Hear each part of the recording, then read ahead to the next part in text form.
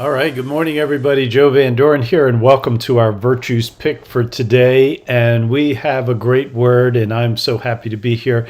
Remember, if you like these, please go to our YouTube channel and subscribe and share this as much as possible, because these are all things that we can all benefit from.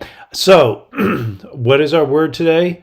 Our virtue that we're going to look at is fairness. Now, we haven't had this one in a long time for whatever reason. It hasn't come up, but we're going to read the description and then we'll discuss it a little bit. So, fairness is treating each other even handedly so that each person receives a share with fairness. We meet everyone's needs. We listen to the views of others with openness and expect to be heard with equal respect. We don't focus on who is right, but on what is right for all concerned. Without bias, favoritism, or prejudice, we level the playing field. We are as protective of the rights of others as we are of our own. We seek not to overpower, but to empower. We are lovers of justice. So you got to love this word, right? Because I don't know if there's anything that in the family situation, I don't know if there's anything that kids don't say more often than "that's not fair." And it begins, they begin it with each other.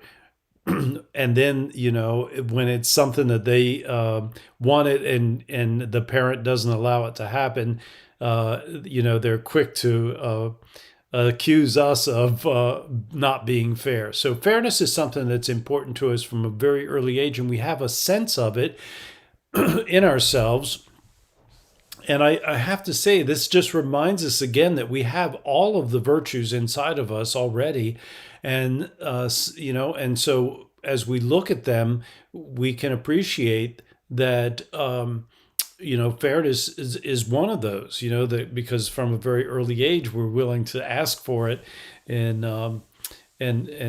demand it actually, right?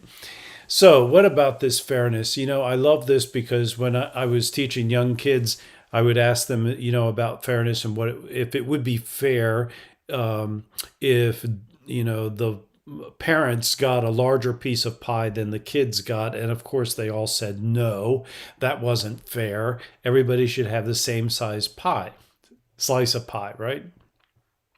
When we know that fairness isn't about everything being even or exactly the same for each person, but fairness is all about, what is needed and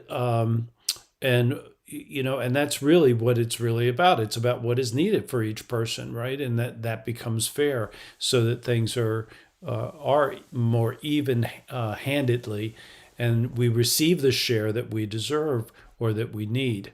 So when I think about the pie, obviously an adult would have a larger piece of pie than a child, just simply because their stomachs are bigger, even though the kid might believe that their stomach is that they have that special dessert stomach, right? So but when we talk about fairness, sometimes we can, like any virtue, it can get out of balance.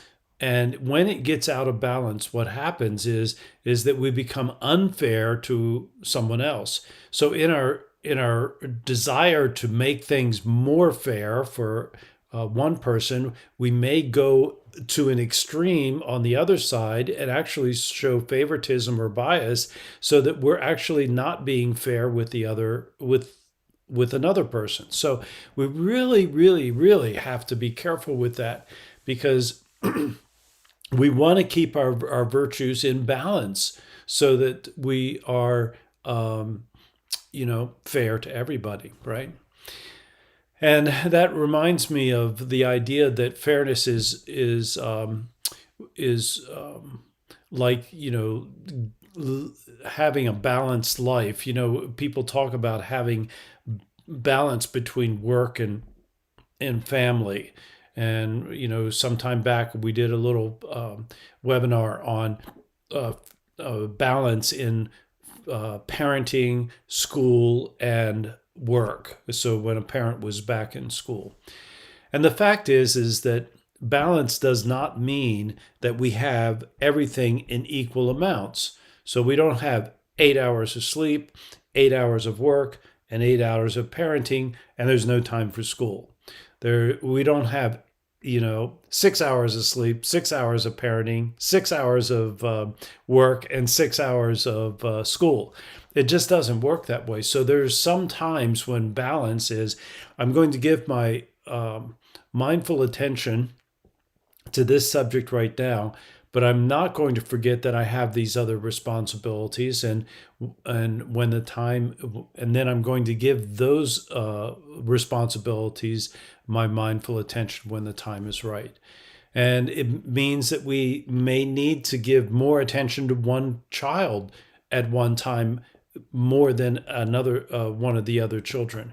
But fairness would also mean that we're going to carve out the time that child needs. So what is it that they need, and what is it that we're able to provide for them is what really creates that fairness.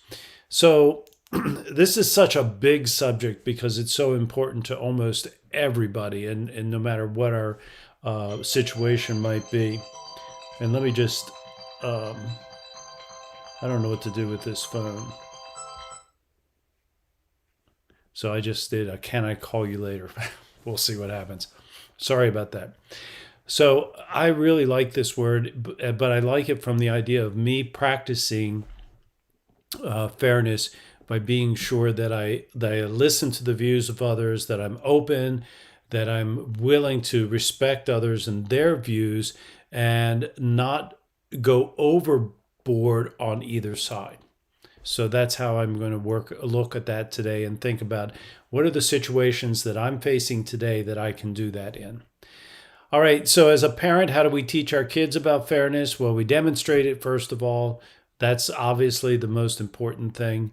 But it's something that takes time, because we have to be sure that our child is developmentally there.